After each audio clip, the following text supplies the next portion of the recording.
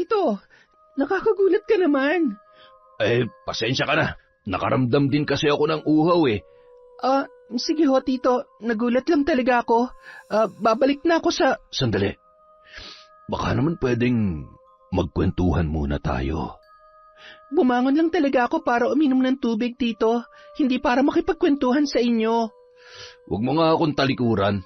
Bastos kang kausap ah. Bakit kasi sa akin ka pa makikipagkwentuhan? Maaga pang pasok ko sa trabaho bukas.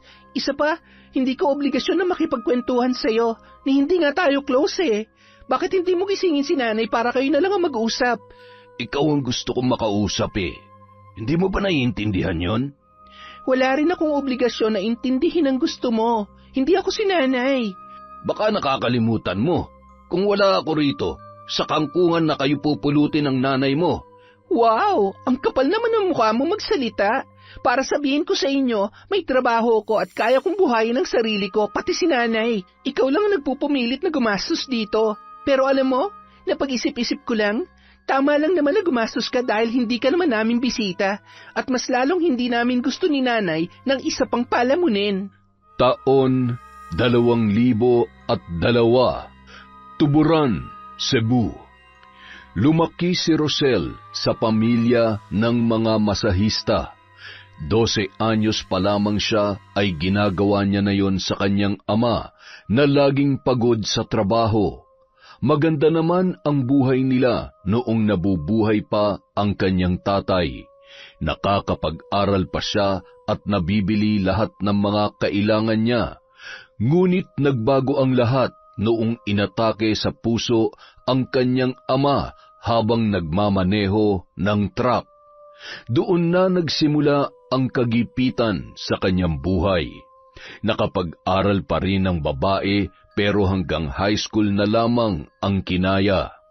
Hindi na siya kayang pag-aralin sa college ng kanyang inang pagmamasahe lamang ang hanap buhay, kaya hindi na siya nagpilit pang mangarap magkolehiyo. Alam niyang hindi yun kayang abutin ng kanilang kakarampot na kita mula sa pagmamasahe. Kaya naman, nang tumuntong sa wastong edad, agad siyang pumasok sa isang spa sa bayan bilang therapist. Noong una ay masakit sa katawan. Mula 10:00 ng umaga hanggang 7:00 ng gabi, hawak niya ang likod, braso at paa ng iba't ibang kliyente. May mababait, may bastos at mayroon ding mapanghusga. Pero tiniis niya ang lahat dahil sa kanilang pangangailangan. Hindi man kalakihan ang kinikita niya roon, ay sapat na yon para maasahan siya ng kanyang ina. Kahit papaano ay napapakinabangan na siya sa paghahanap buhay. Nakakapagbigay siya para sa bigas at ilan pang gastusin, kaya nakakapagpahinga na ang kanyang ina sa pagtatrabaho. Pag-uwi ni Rosel, bitbit niya ang isang plastic bag na may lamang 2 balot ng lutong ulam at pansit bihon na paborito ng kanyang nanay. Naabutan niya ang inang nakaupo sa papag, pinupulikat na ang mga kamay dahil sa dami na nagpahilot buong araw. Oh, nandyan ka na pala. Nakabili ka ba ng ulam? Hindi ko na kaya magluto. Namamanhid na mga kamay ko. Opo, Nay. Bumili na ako ng lutong ulam tsaka pansit. Mukhang marami nagpahilot sa inyo ngayon ah. Marami nga, pero yung ibinayad sa akin ay dumaan lamang sa mga kamay ko. Ibinayad ko na sa utang natin para hindi na pabalik-balik maningil dito si Estong. Ay, mukhang kailangan ko na magkaroon ng makakatuwang sa buhay. Nakakatulong na po ako sa inyo, Nay. Ibig kong sabihin, yung makakatuwang ko na sa lahat. Oo nga't nakakatulong ka na sa akin, pero ganun na ba ang buhay natin? Hanggang ngayon, Rosel, hindi ko pa rin nararanasan ng mahabang pahinga. Puro trabaho pa rin ako sa edad kong ito. Kung ganun, gusto niya pang maghanap ng bagong makakasama sa buhay? Ganoon na nga. Nanliligaw kasi sa akin yung suki ko sa pagmamasahe. Yung bagong nangungumpahan doon kina Lydia. Kayo pong bahala, Nay, kung makakatulong po talaga siya sa inyo. Pero kung makakapagpabigat lang siya at makakadagdag lang sa konsumo natin, huwag na lang po kayong magpaligaw. Bakit ba mas marunong ka pa sa akin? Nagpapaalala lang po ako, Nay. Kayo na nga po ang may sabi na katuwang ang gusto ninyo. Huwag mo na akong pakailaman sa diskarte ko. Basta ikaw, ayusin mo ang trabaho mo. Kapag nagkaroon ka ng customer na mapera at nagustuhan ka, patulan mo na agad para may makapag-ahon naman sa akin sa kahirapan. Kung may kapatid ka lang sana, baka yun pang nakapagpayaman sa akin. Ikaw kasi, pahina-hina ka eh. Kontento ka na lang sa kakarampot mong sahod sa pagmamasahe. Hindi rin naman po kasi ganun kadali makahanap ng trabaho, Nay. Kung mag-iinarte pa ako, baka lalo lang akong walang kitain. Ay nako, huwag na natin pagtalunan yan. Maghanda ka na lang na makakain ng makapaghapunan na tayo.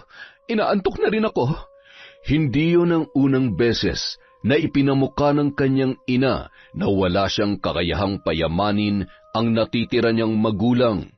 Ilang beses na ring sinabi sa kanya na kung may kapatid lamang siya ay baka naging maganda ang kanilang buhay.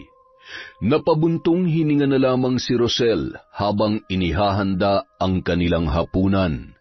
Nakatayo siya sa may lababo sa kusina sa likod ng kanilang bahay. Nakabukas lang yon dahil walang dingding ang kanilang kusina.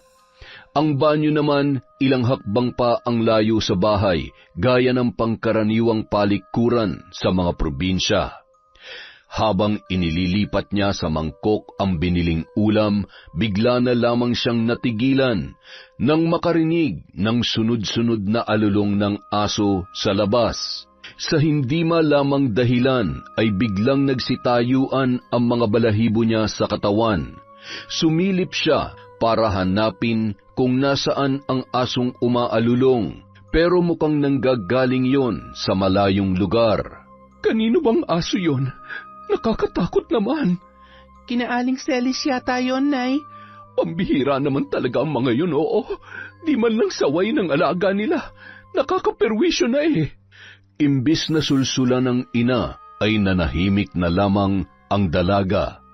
Batid niyang may hindi pagkakaunawaan ang kapitbahay nilang si Aling Celis at ang kanyang nanay dahil sa utang nila na hindi pa rin nababayaran. Ayaw niyang mas lumala pa yon dahil kapag ginipit sila ng ginang ay tiyak na sila ang dehado. Bagamat kinikilabutan, sinubukan na lamang niyang hindi pansinin ang naririnig na alulong ng aso. Ngunit nang akmang papasok na siya sa kusina, bigla namang nakaagaw pansin sa kanya ang malaki at itim na pusang mabilis na napadaan sa labas ng kanilang bahay. Dali-dali niyang inilapag ang mangkok para sundan niyo ng tingin, pero bigla na lamang yung nawala. Napakabilis ng pangyayari, kaya napatulala na lamang siya habang iniisip kung totoo nga ba ang nakita niya o guni-guni lamang. Nang sumunod na araw, mas ginabi pa ng uwi si Rosel dahil nahirapan na siyang makasakay. Nang makababa siya sa kanto ay mag-aalas 8 na ng gabi. Mga 10 minuto pa siyang maglalakad bago makarating sa kanilang bahay. Kinuha niya sa bag ang maliit na flashlight para tanglawan ang kanyang daraanan. Nakakailang hakbang pa lamang siya nang maramdaman niya na tila may sumusunod sa kanya. Akala niya nung una ay guni-guni niya lamang yon, kaya hindi niya pinagtuunan ng pansin. Pero maya-maya pa, dinig na dinig niya ang mabibigat na hakbang. Sa pagkakataong yun, sigurado na siya na nakasunod ngayon sa kanya. Doon na siya biglang napalingon. Itinapat niya ang ilaw roon, pero wala naman siyang nakita, maliban sa mga bakas ng paa. Pero ang kanyang ipinagtataka, mukhang hindi naman yon bakas ng paa ng isang tao. Sa hindi malamang dahilan, bigla na lamang siyang kinilabutan. Dala ng takot ay mas binilisan na lamang niya ang paglalakad. Ngunit ilang sandali pa, agad siyang napatili nang maramdaman ang mabigat na bagay sa kanyang balikat. Huy, ano ka ba? Ako lang to. Jason, wisit ka talagang lalaki ka. Nagulat ako sa'yo. Bawasan mo na kasi ang pag-inom ng kape. Bakit ba kasi pabigla-bigla kang sumusulpot? May sinusundan ako kanina pero hindi ko na makita eh. Ha? Sino naman? Hindi sino, kundi ano. Ano nga ba kasi yon? Wala, hayaan mo na yon. Halika na, sasamahan na kita maglakad hanggang sa inyo. Sus, makikikain ka lang sa amin eh. Huwag ka nang umasa, konti lang ang dala kong ulam. Ito naman, ihahatid na nga, pinagmumukha pa akong patay gutom. Hindi ako makikikain sa inyo, busog na ako no. Katatapos ko lang kayang kumain. Ano bang kinain mo? Amoy malansa ka eh. Ang baho kaya. Alam mo minsan, takpan mo rin yung bibig mo para hindi nangangamoy. Pag mabaho ako agad. Nasanay na ako mabaho ka eh. Wow, sama talaga ng ugali mo. Kung iwan kaya kita rito para masalvage ka. Kaya kong sarili ko ano? Hindi sa lahat ng pagkakataon, uy. Bakit pa parang mas gusto mo ako mapahamak? Hindi naman. Ang gusto ko lang, mag-ingat ka. Hindi nawawala ang mga masasamang loob, kaya dapat lagi ka nag-iingat. Huwag ka maglalakad sa dilim ng nag-iisa. Lagi ko namang ginagawa yun ah. Delikado na ngayon, kaya makinig ka sa akin. Anong oras ka ba umuwi? Aabangan kita sa kanto para may kasama ka maglakad. Huwag na, abala pa yun sa'yo. Anong oras nga? Madalas 8:00, mga ganun. Ganun ako bumababa. O sige, aabangan kita ng ganung oras ha? Bagamat tutol pa rin si Rosel sa ideyang yun, ay hindi na niya napigilan ang kababatang si Jason sa gusto nitong gawin. Sa tagal na nilang magkaibigan, hindi lang yun ang nagawa ng binata para sa kanya. Nang magipit sila ng sobra, ibinigay nito ang kinita sa buong maghapon para may maipambili sila ng bigas at pang-ulam. Noon pa man ay mabait na ang lalaki sa kanya, kaya lamang ayaw rin naman niyang makaabala palagi, lalo na't maghapon yung nangangalakal ng basura para kumita ng pera. Ni minsan, hindi minaliit ni Rosel ang trabaho ng kanyang kababata. Bukod kasi sa nakakatulong din sa ibang tao, ay hindi rin gumagawa ng masama sa kapwa ang binata. Hindi yun gumagaya sa mga sigang tambay sa kanilang lugar na walang ibang ginawa kundi ang mamerwisyo. Ulila na sa mga magulang ang kaibigan niyang yon, kaya mag-isa na lamang sa buhay. Kung tutuusin, mas maswerte pa rin siyang maituturing dahil may nakakasama pa siyang magulang kahit nanay na lamang ang mayroon siya. Isang gabi, pagdating ni Rosel sa bahay ay hindi niya inaasahan ang bisitang sasalubong sa kanya. Iha, nakauwi ka na pala. Kanina ka pa namin hinihintay na nanay mo. Sino po kayo? Pasensya na po ha, ngayon ko lang kasi kayo nakita. Anak, siyang Tito Arturo mo. Bagong kinakasama ko. Ang gwapo niya, di ba? Bagong kinakasama? Oo, siya yung kinukwento ko sa'yo na customer ko sa paupahan ni Lydia. Dito na siya titira sa bahay natin, anak, para yung ipanrerenta niya kay Lydia, itutulong na lamang niya sa atin. Sigurado po ba kayo, Nay? Bakit naman hindi? Mabait naman ang Tito Arturo mo, tsaka masipag maghanap buhay. Tama, nanay mo. Tanggap lang ako ng trabaho kapag may nagpapagawa ng bahay. Tsaka kahit hindi ako magtrabaho, pinadadalhan ako ng nanay kong nakapangasawa ng kano sa ibang bansa. Kaya huwag ka mag-alala, iha. Hindi ako magiging pabigat sa inyo. Ako ang mas makakatulong sa inyong mag-ina. Sa kabila ng magagandang sinabi ni Arturo, hindi pa rin kumbinsido si Rosel. Mas bata kasi ng 10 taon sa kanyang ina ang lalaki. Mukha namang halos magkaedad lamang ang dalawa dahil maalaga sa sarili si Pasita. Pero para sa kanya, hindi pa rin sapat ang kanyang mga narinig at nakikita para lubos na pagkatiwalaan ang lalaking yon. Pakiramdam niya ay mayroon pa yung itinatago sa kanilang mag-ina. Noong una, naging maayos naman ang pakikitungo ni Arturo kay Rosel. Masipag nga ang lalaki, Maagang nagigising para magluto at minsan ay ipinag-iigib pa siya ng panligo bago pumasok sa trabaho. Mula nang tumira yun sa kanila ay hindi na nagmamasahe pa ang kanyang ina para makapagpahinga. Kapag may trabaho, madalas wala sa bahay si Arturo. Foreman yun sa construction. Ang tanging nakikita niya lamang na problema ay malala kung maglasing ang lalaki. Tuwing sweldo, sinusundo pa ni Pasita sa inuman dahil hindi na makauwi sa tindi ng kalasingan. Ay, gusto ko pang uminom. Bilhan niyo pa ako ng alak. Puro ka na lang inom, Tito. Imbis na nagpapahinga na kami ni Nanay, napupuyat pa kami sa pagsundo sa'yo. Rosel, ano ba? Huwag mo nga pagsalitaan ng ganyan ng tito mo. Lasing lang siya kaya siya ganyan. Kung ayaw mo akong tulungan, mauna ka na matulog. Yan na naman kayo, Nay eh. Hindi naman ito ang unang beses pero kinukonsinti niyo pa rin yung kinakasama niyo. Malaki na itutulong ni Arturo sa atin, kaya ayusin mo naman yung trato mo sa kanya. Nay, may trabaho naman ako. Hindi ko kailangang umasa sa kanya. Paano ko, ha? Marami tayong utang na hindi pa nababayaran at malaki na itutulong ni Arturo sa mga yon.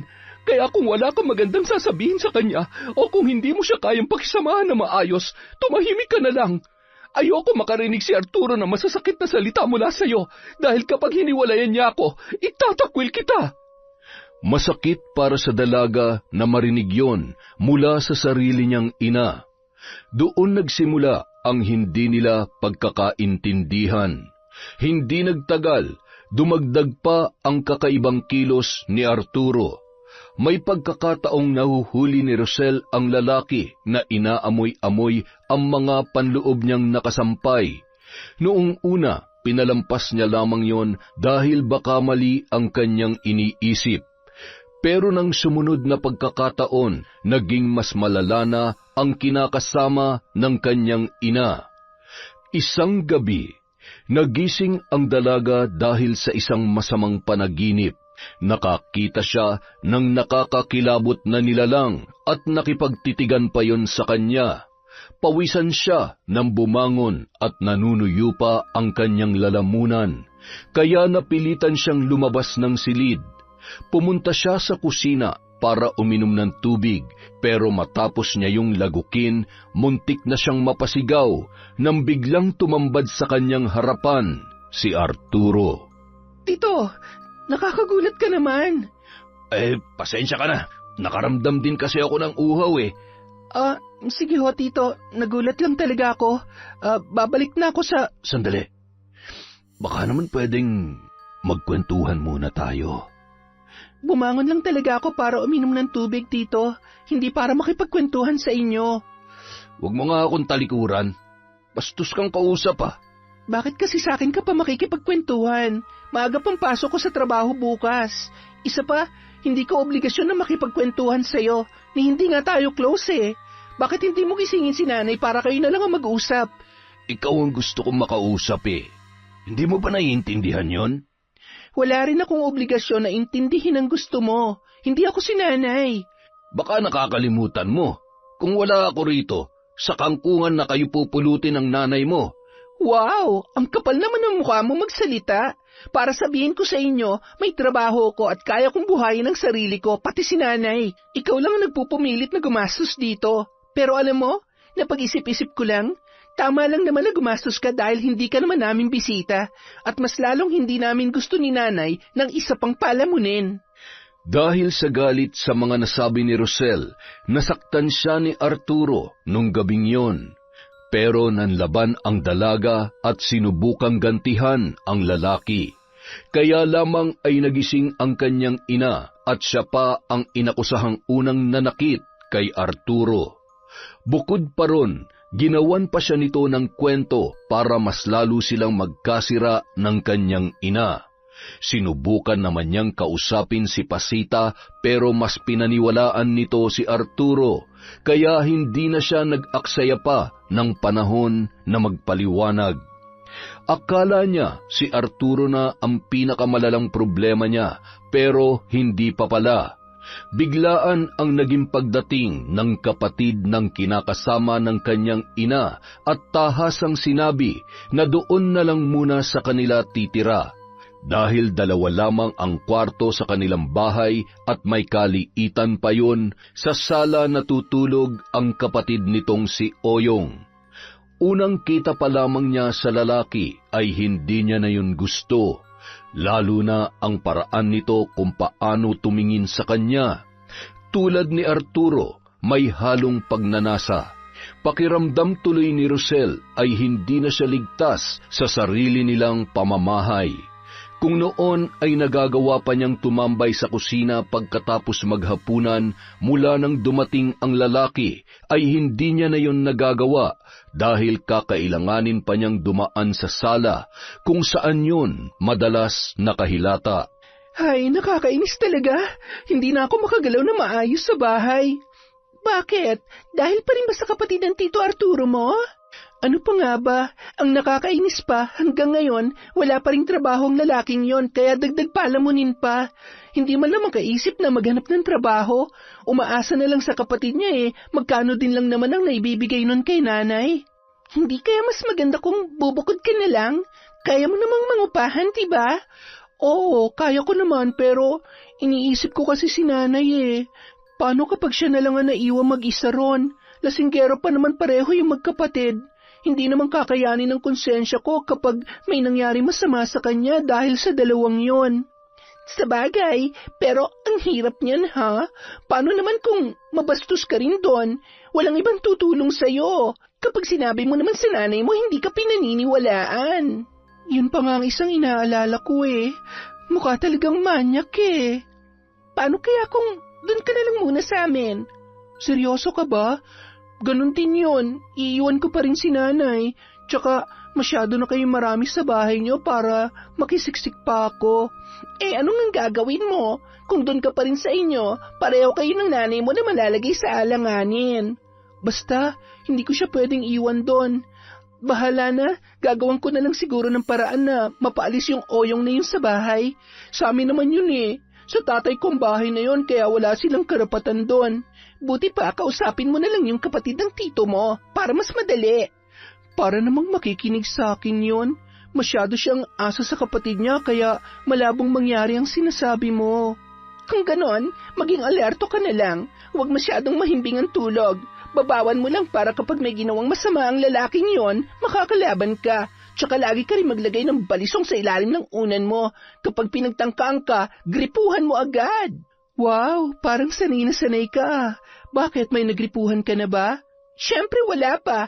Turo lang din sa akin yan ni nanay. Malay mo naman magamit mo. Hindi ko ipagdarasal na magamit ko yon, Chacha. Bukod kay Jason, isa si Chacha sa mga napagsasabihan niya ng mga saloobin at mga hinaing sa buhay. Pinsan niya si Chacha sa side ng kanyang ama. Noon pa man ay malapit na sila sa isa't isa at halos magkapatid na ang turingan. Madalas silang magkita tuwing walang pasok sa trabaho. Kadalasan inaabot pa sila ng gabi sa galaan. Ngunit natigil yon nang mabalita ang tungkol sa isang dalagitang natagpuang patay sa may sapa. Halos hindi na raw yon makilala dahil basag ang bungo at bahagya na ring lumobo ang katawan, dala ng pagkakababad sa tubig. Ngunit hinala ng mga taga-sityo, hinalay muna ang babae bago pinatay ng sospek. Wala pang maituro sa nangyaring krimen, pero inalerto na ang buong lugar para mag-ingat dahil posibleng maulit pa yon hanggat hindi natutukoy kung sino ang gumawa noon sa dalagita. Rosel, hindi ba't lagi kang ginagabi ng uwi? Delikado nang magpagabi ngayon sa daan. Mukhang mas delikado pa nga ako dito sa loob ng bahay Anong sabi mo? Ay, kahit saan naman, Tito, delikado na. Mas mabuti na rin nag-iingat ka. Ipapasundo na lang kita kay Oyong kapag pauwi ka na, ha? Hindi na ho kailangan. Kaya ko naman ang sarili ko. Pero pamilya na tayo, kaya hindi mo mayaalis sa akin ang mag-alala. Lalo na dalaga ka at maganda pa. Baka pagsamantalahan ka rin ng masasamang loob. Nagulat ang dalaga nang bigla na lang yumakap sa likod niya si Arturo at marahang hinaplos ang kanyang braso. Kinilabutan siya sa ginawang yon ng lalaki, ngunit bago pa man siya makakilos para itulak yon, ay nakita na sila ni Pasita sa ganoong posisyon. Wala silang imikan ng kanyang ina ng gabing yon. Tahimik lamang silang naghapunan at walang kwentuhan, gaya ng madalas nilang ginagawa. Mabuti na lamang at wala roon si Oyong, kaya kahit papaano ay nakahinga siya ng maluwag. Sinubukan niyang kausapin ang ina matapos kumain, pero umiwas yon sa kanya. Napabuntong hininga na lamang ang dalaga dahil sa nangyari. Marahil ay iniisip ng nanay niya na nakikipaglandian siya sa kinakasama nito, kaya ganoon na lamang ang naging reaksyon nang makita silang dalawa ni Arturo. Makalipas ang ilang araw, muli na namang kumalat sa kanilang sityo ang balita tungkol sa isa na namang dalagitang ginahasa at pinatay. Ngunit sa pagkakataong yon, mas malala at mas karumal-dumal ang ginawa. Wala nang saplot ang babae nang matagpuan sa may talahiban sa tabi ng kalsadang madalas dinaraanan ni Rosel sa tuwing siya ay umuuwi. Bukod sa mga pasa at dugo sa pagitan ng mga hita ng dalaga, ikinagulat ng mga taga-sityo ang warak na tiyan nito. Nawari hinalukay para tanggalin ang mga laman loob. Maging ang ilang parte ng katawan ay hindi na matagpuan. Ang iba naman ay nakahiwalay na sa katawan at lasug-lasug na ng kanilang matagpuan. Matapos mabalitaan at makita mismo ang panibagong biktima, ay nilukob na ng takot ang dalaga. Hindi na siya mapakali, lalo na't doon pa mismo nangyari ang krimen sa lagi niyang dinaraanan. Iniisip pa lamang niya na naglalakad siyang mag-isa sa kalsadang yon papasok sa kanilang kanto, ay kinikilabutan na siya. Wala kasing kabahay-bahay roon dahil ang magkabilang gilid ng daan ay puno ng matataas na talahib. Inabandona ng may-ari ang lupang yon, kaya hindi na nalilinisan o natatabasan man lang ang mga damo. Kaunting kaluskus lang sa labas ng bahay ay agad nang nagigising ang dalaga. Ganoon din tuwing nakakarinig siya ng kahol ng aso. Tila may boses sa kanyang isipan na bumubulong na siya na ang susunod na biktima. Hindi niya rin mawari kung bakit, pero masyadong mabigat ang kanyang pakiramdam sa paligid. Nakakatakot mang isipin, pero may kutob siya na ang salaring hinahanap ng mga taga-sityo ay malapit lamang sa kanila, o mas tamang sabihin na mas malapit pa sa kanyang inaakala. Hindi na rin mapalagay ang mga taga-sityo dahil sa magkasunod na nabiktima ng sinumang halang ang bituka na pinupuntirya ang mga dalaga. Maaga naman talagang natutulog ang mga taga-sityo, pero mula nang mabalita ang tungkol sa mga nangyaring krimen, mas napaaga pa ang pagsasara ng mga tindahan at ng mga bahay ng mga residente. Pinagbawalan na ang mga kabataan, lalo na ang mga dalagita, na magpagala-gala sa pagsapit ng dilim. Doon na rin inalala ni Rosel ang kanyang kaligtasan. Kaya naman kahit nahihiya sa kaibigan, ay kinausap pa rin niya si Jason. Oh, himala, naligaw kaya tayo rito sa bahay. Mula nung maging magkaibigan tayo, ngayon ka lang pumunta rito ah. Ano naman kasing gagawin ko rito? Madalas naman tayo nagkikita kahit hindi ako tumambay dito, di ba? At saka, hindi mo naman ako inaaya sa bahay mo eh. Siyempre, baka kung anong isipin ng nanay mo kapag isinama kita rito nang tayo lang. Baka bigla tayong ipakasal nun. Kasal agad? Hindi naman ganun ka-OA si nanay, no? Ay, siya nga pala. Ano bang sadya mo rito? Gusto mo bang magkape muna? Hindi na. Okay lang ako. May sasabihin lang sana ako sa'yo. Ano yun? Di ba, inaabangan mo naman talaga ako sa may kanto tuwing umuwi ako? Oo, bakit? Ititigil ko na ba? Ha? Hindi. Ano kasi, ipapakiusap ko sana sa'yo kung pwedeng gawin mo na lang lagi. Natatakot kasi ako eh. Alam mo naman yung nangyari dun sa 2 dalagita, di ba? Nakakatakot kaya yun. Alam mo, bago mo pa maisip yan, nakapag-desisyon na akong sunduin ka gabi-gabi.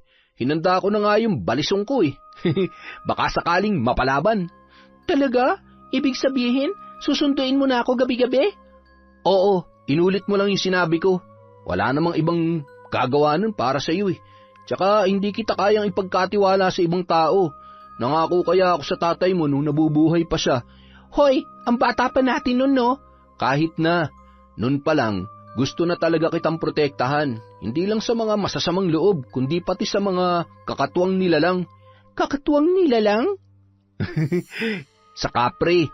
Baka kasi tangayin ka bigla eh. Sa liit mong yan, baka bitbitin ka lang nun at isabit sa sanga ng puno. Ang pinagsasasabi mo, di na uso yung mga kapre-kapre na yan, tsaka mga aswang. Hindi ka naniniwala sa aswang? Hindi, pero kahit hindi ako naniniwala, natatakot pa rin ako sa dilim. Paano kung totoong mga aswang? Gusto ko muna makakita para maniwala ako. Sigurado ka? Kaya mo ba? Siyempre hindi. Ano ba? Hindi naman totoo yun, tinatakot mo lang ako eh. Totoo sila, uy. Darating ang araw na maniniwala ka rin, sigurado yan. Dahil nagtagal pa ron ang dalaga ng ilang oras, inabot na siya ng gabi. Ihahatid na sana siya ni Jason nang biglang dumating doon ang kanyang inang galit na galit, kasama si Arturo. Nay, anong ginagawa niyo rito? Ano pa nga ba? Di sinusundo ka. Alalang-alala ko sa'yo dahil gabing-gabi na hindi ka pa rin nakakauwi. Tapos nandito ka lang pala sa bahay ng lalaking yan. Ihahatid ko na po sana si Rosel sa inyo. Naunahan niyo lang po kami, tita. May namamagitan na ba sa inyo ng anak ko? May nakapagsabi sa akin na ikaw ang madalas na sumusundo kay Rosel sa kanto tuwing gabi. Palagi kayo magkasama kaya hindi kayo makakapagsinungaling sa akin. Nay, bakit naman kami magsisinungaling sa'yo? Wala naman kaming ginagawang masama. Ngayon nga lang ako pumunta dito sa bahay ni Jason eh. Napasarap lang ang kwentuhan namin kaya... Nagkukwentuhan lang ba talaga kayo? Sa itsura ng lalaking yan, mukhang hindi gagawa ng mabuti. Jason, pumunta ka sa bahay bukas. Mag-uusap tayo. Nay, ano ba to? Walang ginagawang masama sa akin si Jason. Ako nga ang pumunta rito eh. Rosel, hayaan mo na. Ako nang bahalang makipag-usap kay tita bukas. Bagamat nasa trabaho, hindi pa rin mapakali si Rosel dahil ng mga sandaling yon batid niyang kinakausap na ng kanyang ina ang kanyang kababata. Napahamak pa ang kaibigan niya ng dahil sa kanya. Kung hindi sana siya nagpunta sa bahay ni Jason at nagtagal doon, hindi sana yon mangyayari. Kaya naman nagpasya siya na maagang umuwi para makausap kaagad ang kanyang ina. Hanggang 6:00 lang siya sa spa, pero paglabas niya doon ay madilim na ang paligid na sumasalubong sa kanya. Nagtaka ang dalaga dahil dati naman ay hindi pa ganoon kadilim tuwing sasapit ang 6:00 ng gabi. Napakunot noo si Rosel at sa hindi malamang dahilan, bigla na lamang lumakas ang kabog ng kanyang dibdib. Parang may kakaiba sa gabing yon na hindi niya maipaliwanag. Sinulyapan niya ang jeep na huminto sa kanyang harapan. Nagdadalawang isip pa siya kung sasakay o hindi na lamang muna uuwi dahil sa masama ang kanyang kutob. Pero dahil sa kagustuhang makausap ang kanyang ina, ay sumakay na siya roon at bumaba na lamang sa may kanto. Nang huminto ang jeep, kinapa niya ang flashlight at dalang balisong sa kanyang bag. Inilabas niya ang pang-ilaw sa napakadilim na daan. Napakatahimik ng paligid. Kahit mga kuliglig ay hindi na nakapagtangkang lumikha ng ingay.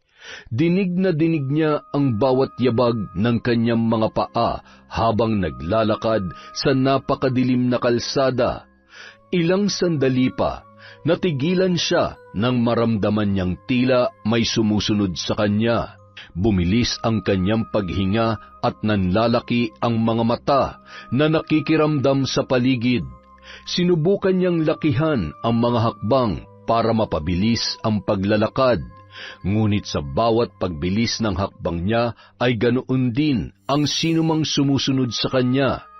Halos mabingi na siya sa lakas ng kabog ng kanyang dibdib.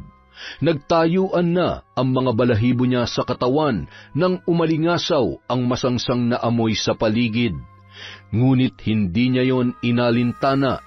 Nagpatuloy pa rin siya sa paglalakad.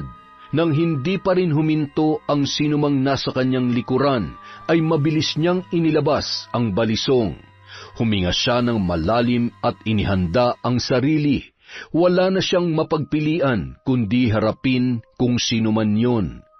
Ngunit sa pagpihit niya, agad siya napaatras habang nanlalaki ang mga mata nang makita ang kanina pa sumusunod sa kanya. Napakurap-kurap pa siya at sunod-sunod na napalunok. Hindi yun tao, sigurado ron ang dalaga. Pero hindi rin niya alam kung anong klaseng nilalang ang nasa kanyang harapan. Halos kasing laki niya yon, pero namumula ang mga mata na waring naglalagablab sa galit. Nakalawit ang mahaba at matulis nitong dila na parang gutom na gutom at takam na takam sa kanyang nakikita. Nakakakilabot ang balat nito na tila balat ng kalabaw, makapal, kulubot at nangingitim na parang sunog na karne. Ngunit ang mas nakaagaw pansin sa kanya ay ang mukha nito na tila mabangis na aso at ang mahabang kuko na animoy tari ng manok. Akmang tatakbo na ang dalaga nang biglang may humablot sa kanyang kamay at hinila siya papalayo sa lugar na yon. Sa kanya lamang nalaman kung sino yon nang makarating na sila sa parteng maliwanag dahil sa mga kabahayan. Kinakabahan niyang sinulyapan ang sinumang sumagip sa kanya. Jason, salamat at dumating ka. Bakit kasi ang aga mong umuwi? Buti na lang naisipan kong maagang pumunta sa may kanto. Kung hindi, napahamak ka na ron. Teka, ano ba yung nilalang na yon? Kanina pa ako sinusundan nun at nakakatakot ang itsura niya. Hindi ko nakita eh. Anino lang ang nakita ko nung dumating ako ron tapos biglang tumakbo papalayo. Hindi yung tao, Jason. Sigurado ako. Kung ganun, sa tingin mo, ano yung nakita mo? Hindi ko alam pero hindi kaya aswang ang nakita ko kanina. Di ba sabi mo, totoong may aswang? Ano bang itsura nila? Sabihin mo muna sa akin kung anong nakita mo sa nilalang na yon. Para siyang tao pero nakakatakot ang itsura. Yung ulo niya parang mabangis na hayop tapos mahaba ang dila. Mahahaba rin ang kuko niya.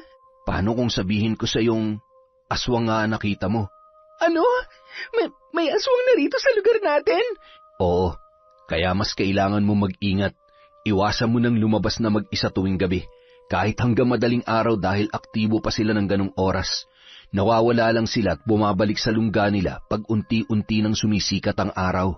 Pero bakit nagkaroon ng aswang dito sa atin? Ibig bang sabihin, aswang ang pumatay dun sa dalawang dalagita? Malakas ang kutob ko na matagal na may aswang dito sa atin pero hindi lang lumalabas dahil baka sinusubukan na nilang magbagong buhay. Hindi naman lahat ng aswang ay perwisyo at kalaban ng mga tao. Teka, bakit alam mo mga yan?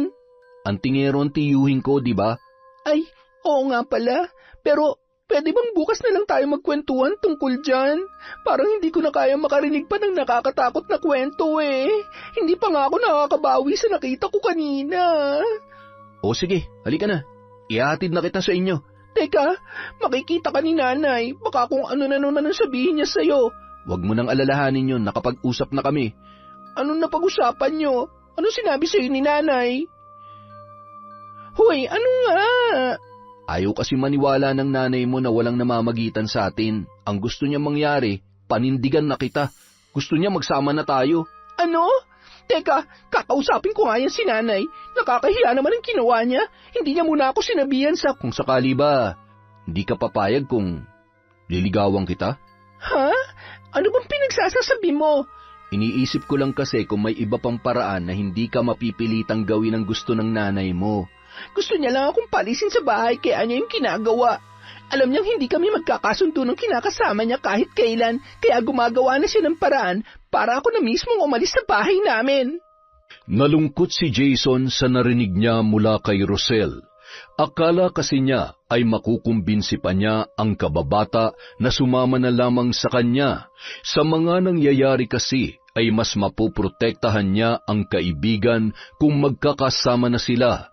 Hindi naman niya gustong malagay sa isang sitwasyon na hindi pa handa si Rosel, pero nang sabihin sa kanya ni Pasita na kailangan niyang panagutan ng anak nito ay hindi na siya tumanggi pa.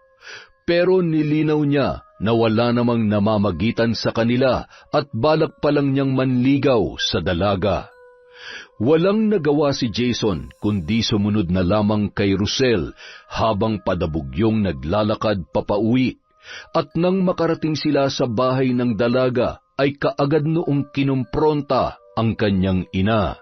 Nay, bakit nagdedesisyon kayo nang hindi niyo man lang ako sinasabihan? Ano bang hindi sinasabihan? Narinig mo naman kagabi nung sinabi ko kay Jason na mag-uusap kami, hindi ba? Ano pa bang inaasahan mong magiging resulta nun? Hindi magandang tingnan na palagi kayo magkasama. Kahit na sabihin mo magkaibigan lang kayo, walang maniniwala sa inyo. Hindi niyo ba alam na pinag-uusapan na kayo ng mga tao? Ano naman pong pakialam ko sa mga sinasabi nila, Nay? Magkaibigan lang talaga kami ni Jason. Nay naman, nakakahiya dun sa tao na pipilitin niyo siyang panindigan ako kahit wala namang dapat panindigan. Magkaibigan na kami mula pagkabata, pero malabo pang sinasabi niyo na magsasama kami dahil lang gusto niyo. Magsasama kayo ni Jason, tapos. Kung hindi mo yun gagawin, huwag ka nang umasa na may nanay ka pang babalikan sa bahay na ito. Halos hindi makapaniwala si Rosel na pinalalayas na siya ng kanyang ina. Pag-uwi niya pa lamang ay nakagayak na ang mga gamit niya at kahit anong pakiusap ang kanyang gawin, hindi na siya pinakinggan pa ni Pasita. Walang tigil sa pag-iyak ang dalaga habang nakasunod kay Jason. Wala na siyang mapagpipilian kundi pansamantala munang makituloy sa bahay ng kababata habang hindi pa siya nakakahanap ng malilipatan. Masyadong mabilis ang pangyayari. Hindi ko maintindihan si nanay. Hindi ko alam kung bakit bigla na lang siyang naging ganun sa akin. Itatakwil niya ako kapag hindi ako sumama sa'yo. Pasensya ka na, Rosel. Hindi ko rin naman akalaing hahantong pala sa ganung desisyon ng nanay mo. Napahamak ka patuloy ng dahil sa akin. Hindi, wala kang kasalanan. Tinulungan mo na nga ako kaya dapat magpasalamat ako sa'yo.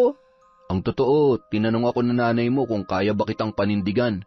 At sinabi kong, oo, kaya siguro naging ganun ang desisyon niya. Kaya, pasensya ka na talaga. Ayoko namang mapilitan ka sa pagsama sa akin.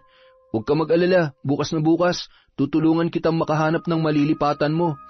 Wala pa akong pera ngayon Binigay ko kay nanay yung sinahod ko nung nakaraan kaya wala pa akong magagamit sa pangungupahan kung sakali.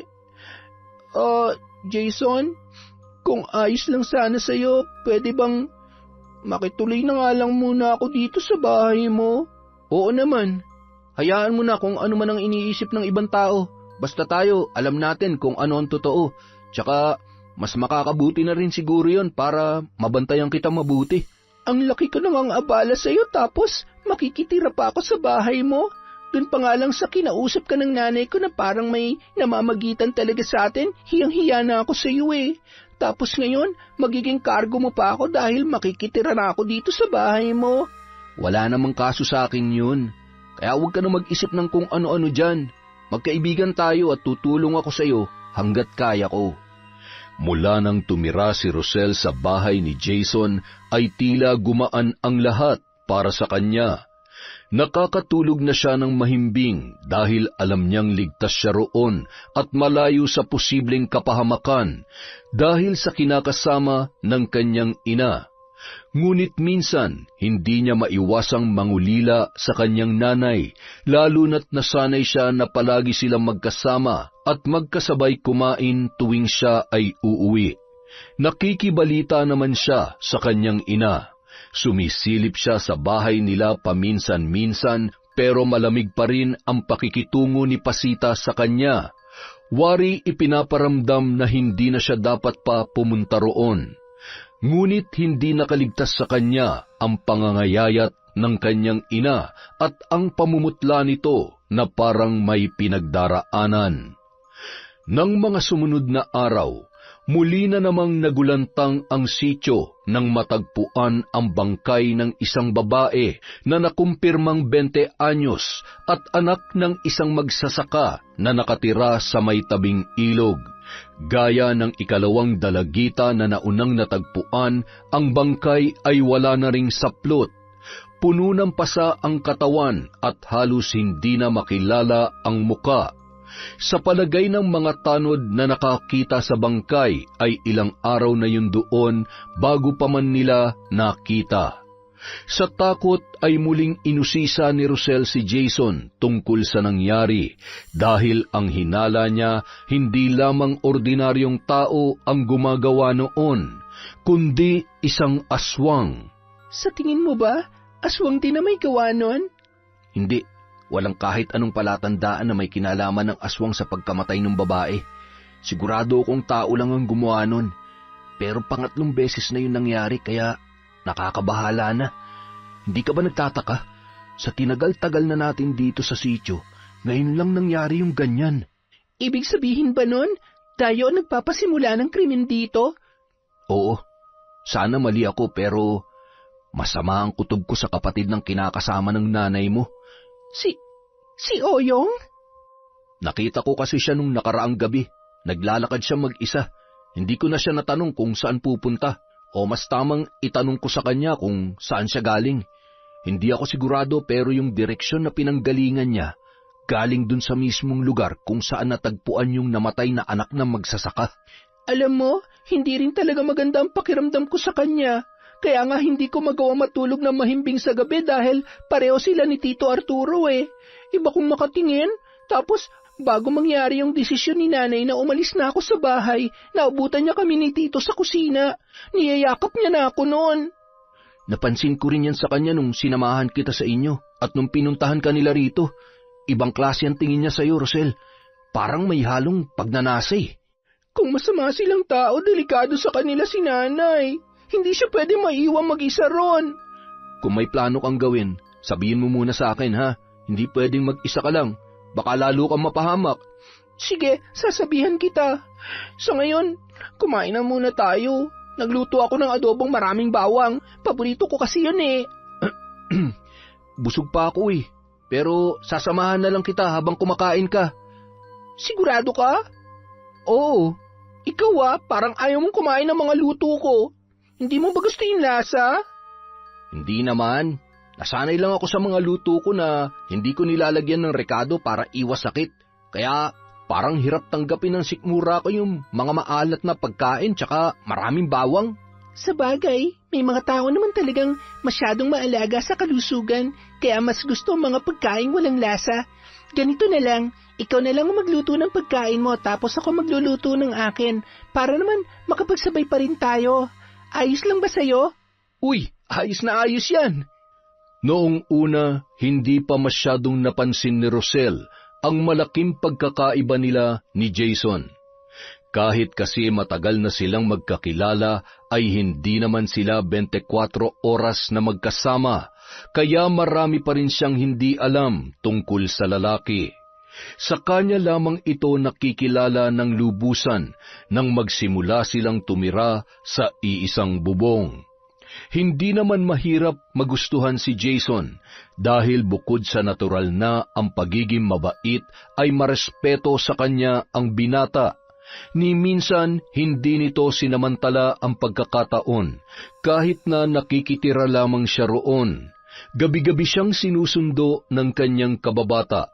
Umuuwi rin siya na may nakahanda ng pagkain at ganoon din tuwing magigising siya para pumasok sa trabaho.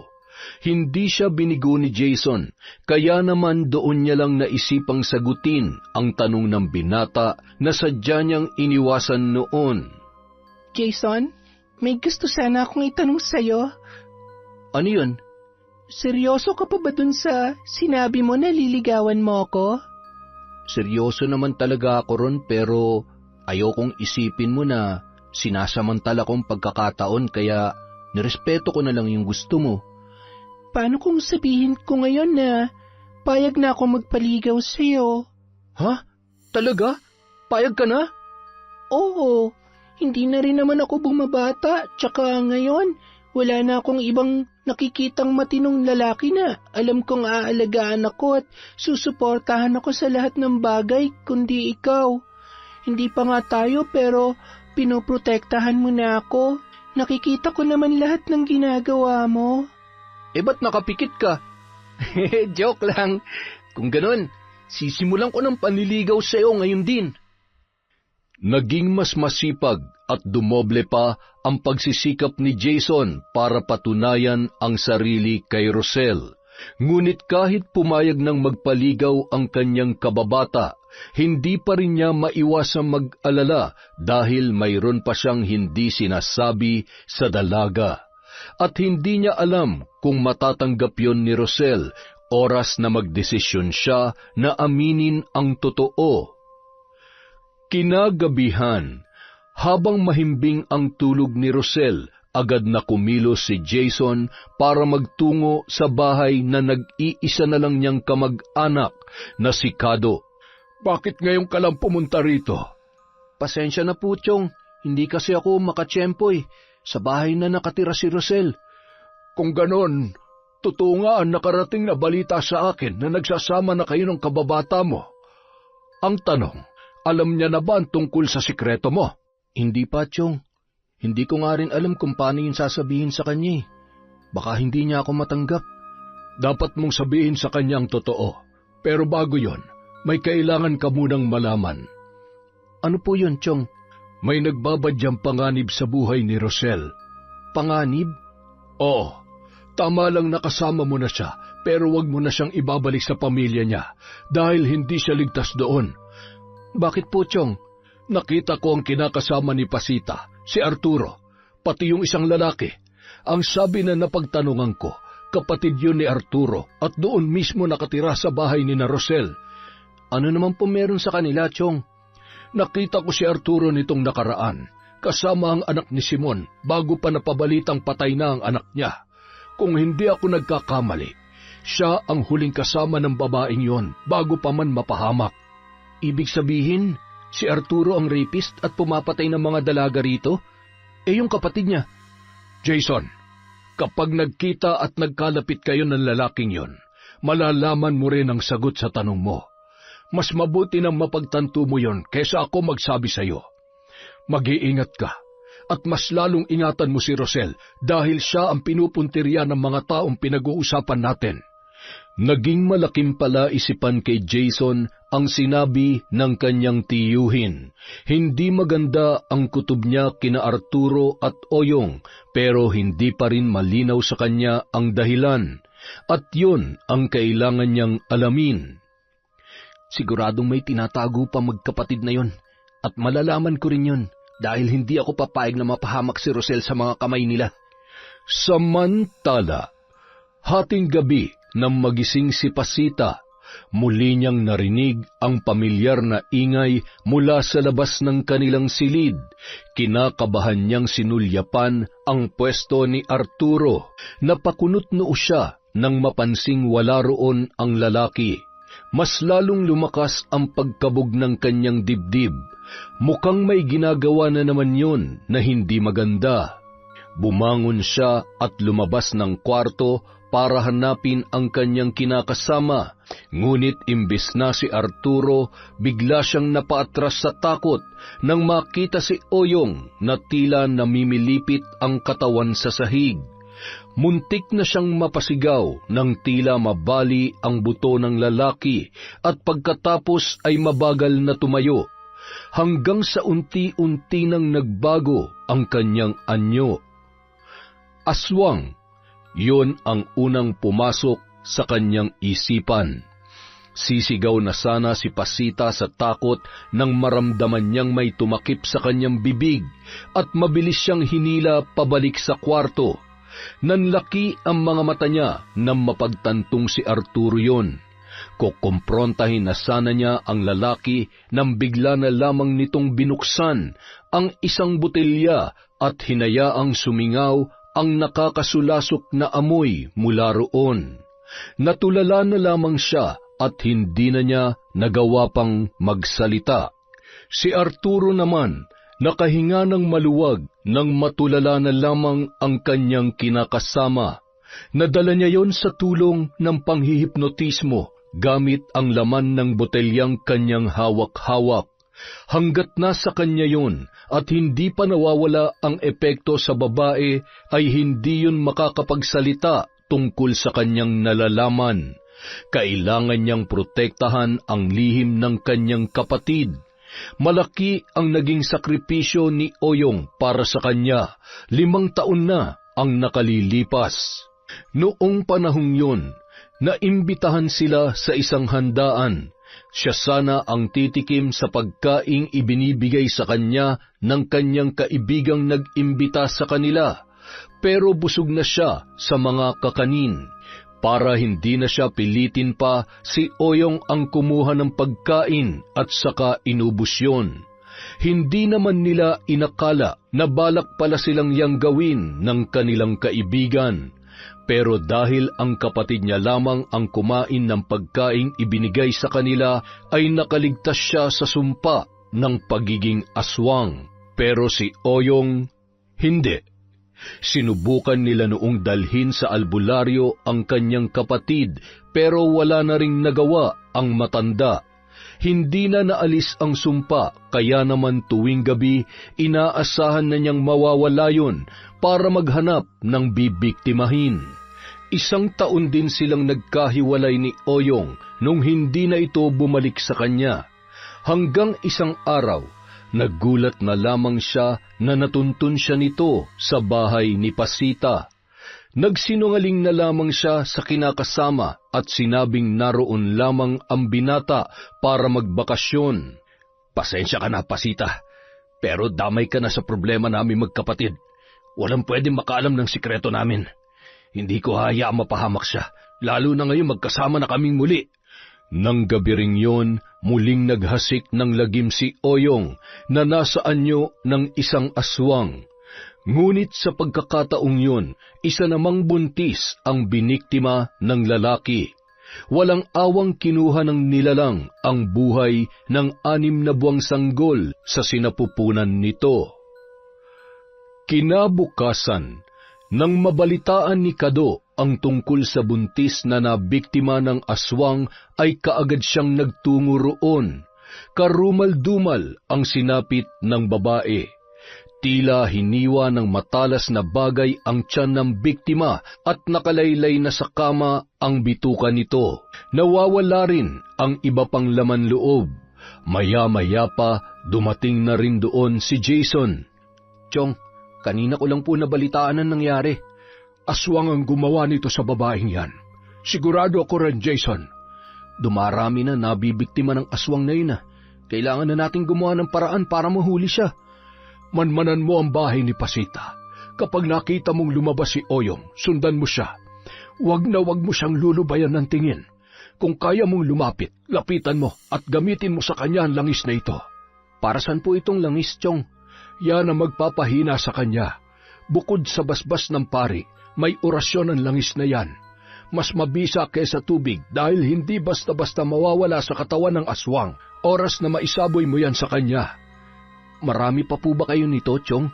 Meron pa sa bahay. Bakit? Anong gagawin mo? Ibibigay ko sana kay Rosel para meron siyang proteksyon. Kung proteksyon ang kailangan mo para sa kanya, hindi sapat ang langis na yan. Oh, teka, sumama ka sa akin. May ibibigay ako sa iyo. Sinundan ni Jason ang kanyang tiyuhin para makuha ang proteksyon na ibibigay para kay Rosel. Nang makarating sila sa bahay, iniabot sa kanya ng matanda ang isang medalyon. Pangontra ba talaga sa aswang ang medalyon na yan, Chong? Oo, kaya wag na wag mo itong hahawakan. Ibabalot ko na lamang sa pulang tela para maiuwi mo't maibigay kay Rosel. Pero, bakit ikaw, Chong? Hindi ka ba talaga tinatablan ng pangontra? Baka nakakalimutan mong isa rin akong antingero.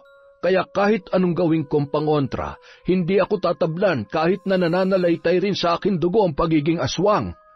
Tama ang tiyuhin ni Jason.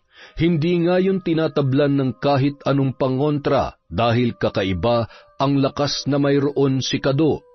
Noong binata pa lamang yun ay naranasan ng makipaglaban sa mga kapwa aswang na walang ibang ginawa kundi mamerwisyo sa mga tao. Ang buong angkan nila ay may lahing aswang, ngunit mas piniling mamuhay ng normal at inilayo ang mga sarili sa tukso. Bagamat hindi yun naging madali, ay hindi nila hinayaang mas manaig ang kasamaan kesa sa kabutihan. Nagsimula ang pagbabagong yon sa kanyang lolo, na minana naman ng kanyang ama. Kaya mula nung isilang siya, sinanay na siya ng kanyang mga magulang na kumain ng gulay at isda. Umiiwas sila sa karne, nang sa gayon ay hindi siya matuksong tumikim ng sariwang laman. Nang maulila sa mga magulang, ipinagpatuloy niya ang pagbabagong sinimulan ng mga yon. Umiwas pa rin siya sa karne. Hindi rin siya gumagamit ng bawang at asin sa mga pagkain. Nasanay siya sa matabang at walang lasa, ngunit minsan gumagamit na rin siya ng ibang pampalasa sa pagkain, lalo na nung tumira na sa bahay niya si Rosel para hindi yun magduda sa kanya. Hindi pa siya handang sabihin sa dalaga ang lihim ng kanyang pagkatao dahil malaki ang posibilidad na hindi siya noon matanggap. Kinagabihan, hindi na nag-aksaya pa ng panahon si Jason. Matapos maibigay kay Rosel ang medalyon at maipaliwanag ang bisa noon, ay kampante na siyang iwanan ang dalaga sa bahay, kahit 10 oras pa yon ng gabi. Pinuntahan niya ang bahay ni Rosel at inabangan ang paglabas ni Oyong. Umaalis ng bahay ang lalaki tuwing sasapit ang 6:00 ng gabi para maghanap ng magiging biktima. Pero bumabalik pa yon sa bahay para maghintay na mas lumalim pa ang gabi. Pagsapit ng 11:00, saka lamang muling lalabas si Oyong. Napakunot ang noo ni Jason nang umalingasaw ang pamilyar na amoy nang makalapit siya sa bahay na tinutuluyan ng lalaki. Tama nga ang kanyang hinala, si Oyong ay aswang. Ilang sandali pa, lumabas na yun sa bahay, ngunit sa pagkakataong yun ay iba na ang kanyang anyo. Hindi na yun tao, kundi nasa anyo na ng isang aswang. Buong ingat niyang sinundan ang nilalang. Kung gaano kaliksi ang kilos noon ay kinaya ring tumbasan ni Jason. Hanggang sa huminto ang aswang sa tapat ng isang bahay, kung saan kasalukuyang humihilab ang tiyan ng isang buntis. Lalapit na sana roon ang nilalang, nang bigla siyang sumipol para agawin ang atensyon nito. "Saan ka pupunta? Nakahanap ka na naman ba ng bago mong mabibiktima?" Sino ka? Huwag kang makialam dito. "Bakit hindi ako makikialam? Tahimik at payapa ang buhay namin dito sa sityong to bago kayo dumating ng kapatid mo.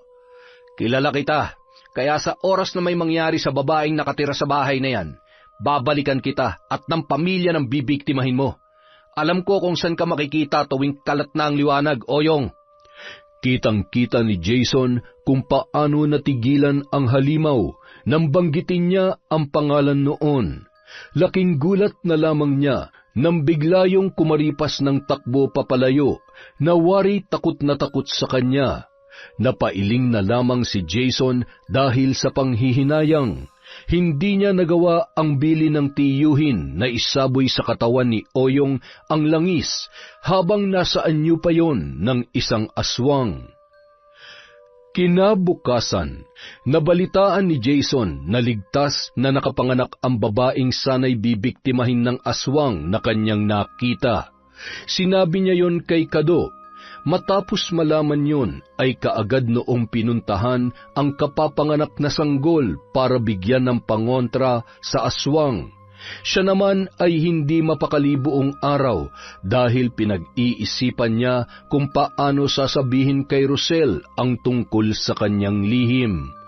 Ngunit hindi naman niya akalain na madidiskubre pa yon ng dalaga sa hindi inaasahang pagkakataon. Mag-aalauna noon ng madaling araw nang maalimpungatan si Rosel. Hindi niya maunawaan kung bakit ganoon ang kanyang nararamdaman. Pakiwari niya ay may mga matang nagmamasid sa kanya habang mahimbing ang kanyang pagkakatulog. Nagpalinga-linga siya sa silid na ipinagamit sa kanya ni Jason, pero wala naman siyang nakita roon. Gawa sa sawali ang itaas na bahagi ng dingding at konkreto naman ang ibaba ng silid, kaya komportable siya ron. Pero maya-maya napansin niyang hindi niya suot ang medalyon na ibinigay sa kanya ng binata. Pangontra daw yon sa aswang at iba pang masasamang elemento, pero bago siya matulog ay hinubad niya yon at ipinatong sa mesa sa gilid ng kamang kanyang tinutulugan. Akmang kukunin niya na yon nang mapansin niya ang may kalakihang butas sa dingding na sawali na tila ba sinadyang sirain. Napigil niya ang hininga nang bigla na lamang may gumalaw roon. Kinilabutan siya nang makita ang mapupulang paris ng mga mata na nakasilip sa butas. Sinabayan pa yon ng masangsang na amoy na pamilyar na para sa kanya. Pareho yon sa amoy na sumimoy noong unang beses siyang nakakita ng aswang. Jason! Jason! May nakasilip dito! Nang marinig ng binata ang kanyang sigaw, ay kaagad yung pumasok sa silid para tingnan ang kanyang itinuturo. Kitang-kita ni Jason ang mabilis na pag-alis ng nagmamay-ari ng mga mata na nakasilip doon. Rosel, isuot mo ang medalyon at huwag kang lalabas ng bahay. Pagkasabi noon ay mabilis na lumabas ang binata, dala ang isang punyal. Natakot siya para kay Jason, kaya agad niyang sinundan ang kaibigan. Suot-suot ang ibinigay noong medalyon. Ngunit paglabas pa lang niya ng bahay, tumambad sa kanya ang isa ring pamilyar na nilalang. Kung hindi siya nagkakamali, yun din ang nakita niya nung gabing muntik na siyang mapahamak. Aswang! Aswang nga! Hindi pa man siya nakakabawi sa nakita, ay muli na naman siyang natigilan nang makita naman ang kanyang kababatang si Jason na noon ay unti-unti na ring nagbabago ng anyo. Napaawang ang labi ng dalaga at nanlaki ang mga mata nang maging isang ganap na aswang na ang kanyang kababata. Napaatras siya at dali-daling pumasok sa bahay habang sapu-sapu ang kanyang dibdib. Nanginig ang buong katawan ni Rosel dahil sa takot. Ang lalaking itinuring niyang kaibigan at pinagkakatiwalaan ay isa rin pala sa mga nilalang na kanyang kinatatakutan. Dala ng halu-halong takot ay bigla na lamang siyang nawalan ng malay. Samantala, matapos mag-anyong aswang ay sinalakay na ni Jason si Oyong. Hawak ang punyal na may lason para sa mga aswang na katulad niya. Bukod sa talim na alaga ng orasyon ay dun niya ibinuhos ang langis na ibinigay ni Kado sa kanya. Sinubukan siyang kalmutin ng kanyang kalaban, ngunit mabilis siyang nakailag. Nang hindi siya tamaan ay mas lalong tumindi ang galit nito. Muling sumugod sa kanya si Oyong at nakalmot siya sa kaliwang braso. Umangil si Jason nang maramdaman ang matinding kirot at hapdi mula sa kalmot. Ngunit hindi siya pumayag na hindi niya yon mababawian. Sa muling pagsugod niya ay nagawa niyang ibaon ang punyal sa dibdib ng kalaban. Dahilan para umatungal yon ng malakas at maliksing tumakbo papalayo. Kinabukasan, napatili si Rosel nang tumambad sa kanya ang muka ni Jason. Anong ginagawa mo? Wala akong ginagawa masama sa'yo. Binantayan lang kita dahil nawalan ka ng malay kagabi. Pagpasok ko rito, nakahandusay ka dyan sa sahig. Nakita kita kagabi. Nakita ko lahat, Jason. Ay, alam ko, at balak ko na rin talagang sabihin sa'yo pero hindi lang ako makahanap ng tiyempo. Ito kasi ang kinakatakot ko eh, yung matakot ka sa akin. Rosel, Ganito na ako mula nung ipanganak ako ng nanay ko pero hindi ako kagaya ng iniisip mo. Nagbagong buhay sila kaya ganun din nila ako pinalaki nung nabubuhay pa sila. Kaya nga nung inaalok mo ako nung niluto mo, hindi ako kumakain dahil umiiwas ako sa kahit anong karne. Nabuhay ako na puro gulay at isda lang ang kinakain ko pero kahit minsan, hindi ako nanakit ng tao. Alam ko, pero hindi ko matanggap na naglihim ka sa akin ng ganong katagal. Mula pagkabata, magkaibigan na tayo. Nagtiwala ako sa iyo ng sobra-sobra, Jason. Pero bakit hindi mo nagawang sabihin sa akin ng totoo? Dahil ayokong katakutan mo ko. At baka lumayo ka sa akin.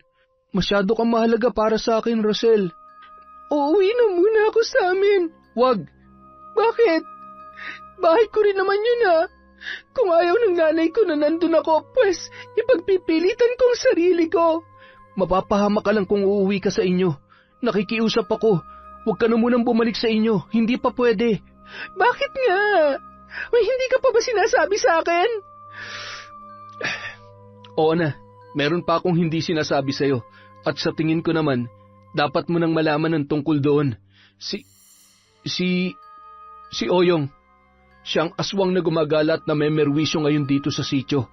At ang suspect naman sa pagkamatay ng mga dalagita ay ang kinakasama ng nanay mo, si Arturo. Ano? Bakit ngayon mo lang sinabi? Kailangan kong umuwi sa amin. Paano si nanay?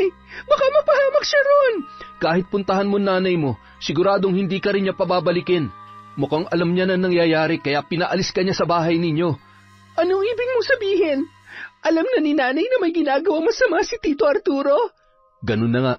Pero tuwing may natutuklasan siya, hinihipnotismo siya ni Arturo para hindi makapagsalita.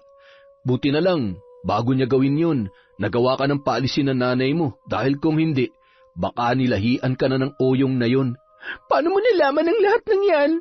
Matagal na ako nagmamanman sa kanila dahil yun ang bilin sa akin ng tiyongkado ko. Pero hindi pa sapat ang lahat ng nalalaman ko noon.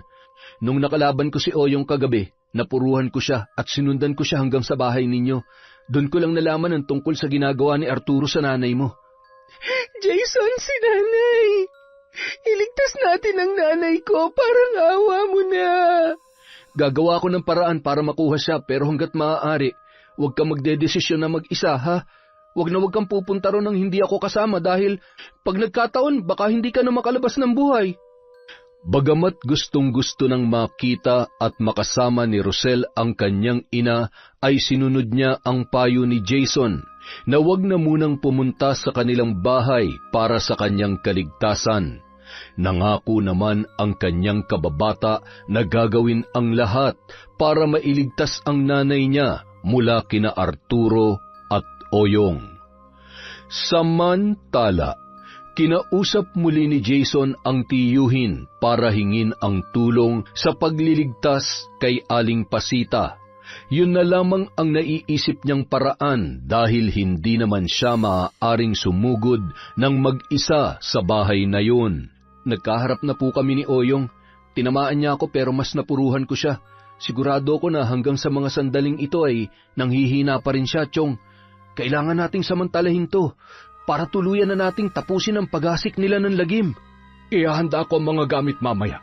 Bago kumagat ang dilim, dapat naroon na tayo kina Pasita. Wala nang ibang pagkakataon, Jason. Magiging mas malakas ang laban natin kay Oyong kung hindi pa nanunumbalik ang lakas niya. Pero ang inaalala ko ay ang kapatid niya.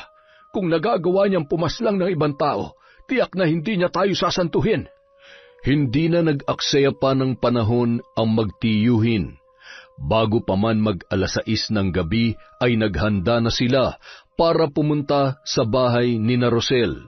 Sa labas pa lamang ng bahay ay nagbuhos na ng langis na may orasyon si Kado.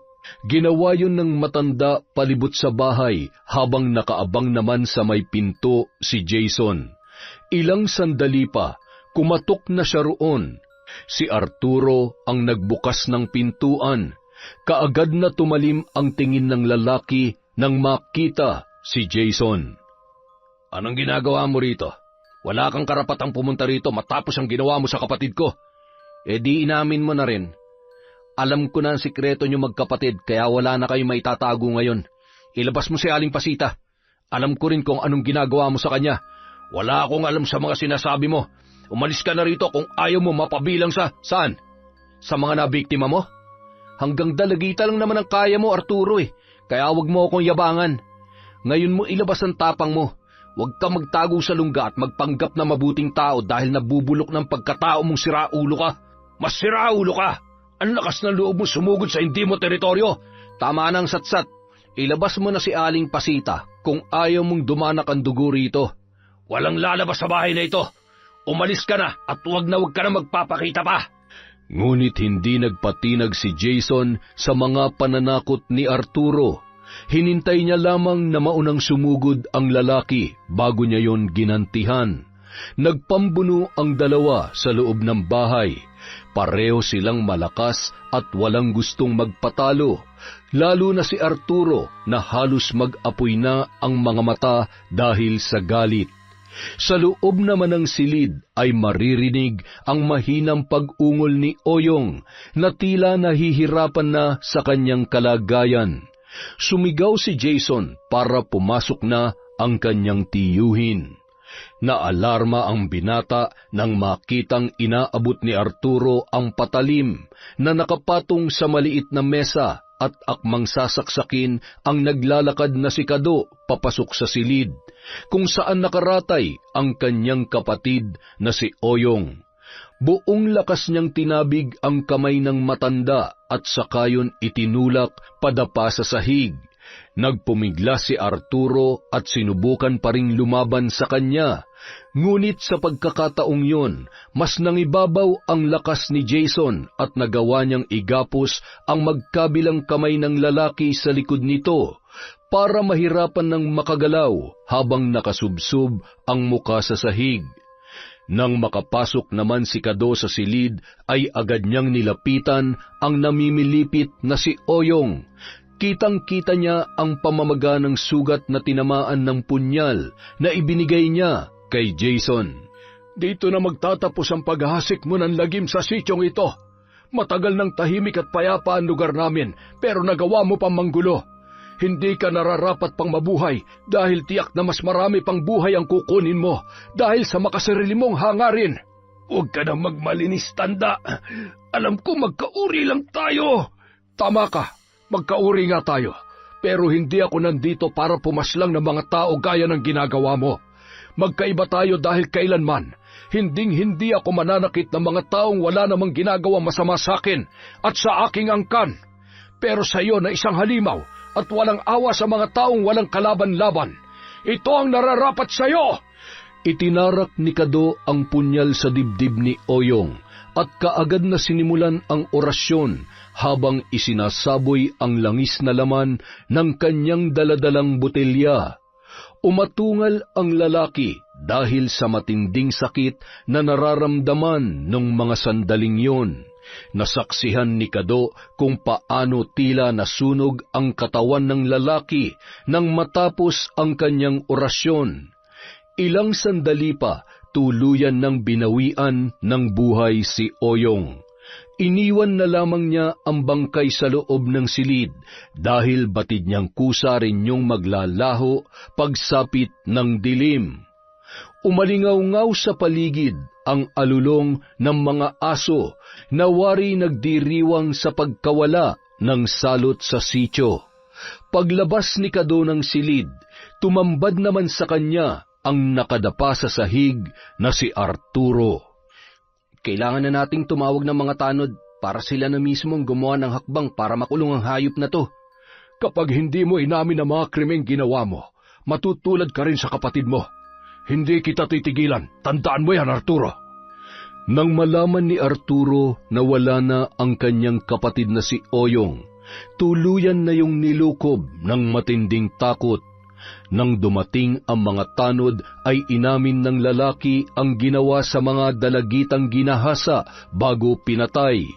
Ipinaalam na rin ni Kado sa kanilang kapitan ang tungkol sa aswang na nagkalat ng lagim sa sityo at sinabing nagawan niya na yon ng paraan. Nagpasalamat naman sa kanya ang mga opisyal dahil manunumbalik na ang katahimikan, hindi lamang sa kanilang sityo, kundi pati na rin sa iba pang parte ng barangay na yun. Mula kasi nang mabalita ang tungkol sa sunod-sunod na krimen, ay nabahala na rin ang mga residente sa iba pang sityo. Nang makaalis na ang mga tanod, hinarap naman ni Kado ang nooy nakatulala pa rin na si Pasita. Ipinainom niya sa ginang ang dala niyang herbal para bumalik yon sa wisyo. Takang-taka yon sa nangyari at kaagad na hinanap ang anak na si Rosel. Hindi naman nila inilihim ang totoong nangyari. Doon na rin nila napagtanto na nasaksihan pala ni Pasita kung paano mag-anyong aswang si Oyong at nalaman na rin ang kahayupan ni Arturo kaya napilitang itaboy ang sariling anak. Pagbalik ni Rosel sa kanilang bahay, naging madamdamin ang tagpo nilang mag-ina matapos ang pinagdaanan nito kina Arturo at Oyong. Nangako siya na hinding-hindi na iiwanan pa ang kanyang nanay. Para makasiguro, nagbigay na rin si Kado ng pangontra para kay Pasita. Tulad ng kay Rosel, isa rin yung medalyon. Sa ngayon, wala nang panganib dito sa sityo, pero gusto kong ingatan niyo ang pangontrang ibinigay ko sa inyo dahil yan ang magiging proteksyon niyo sa mga masasamang elemento, lalo na sa aswang. Maraming salamat, Mang Kado.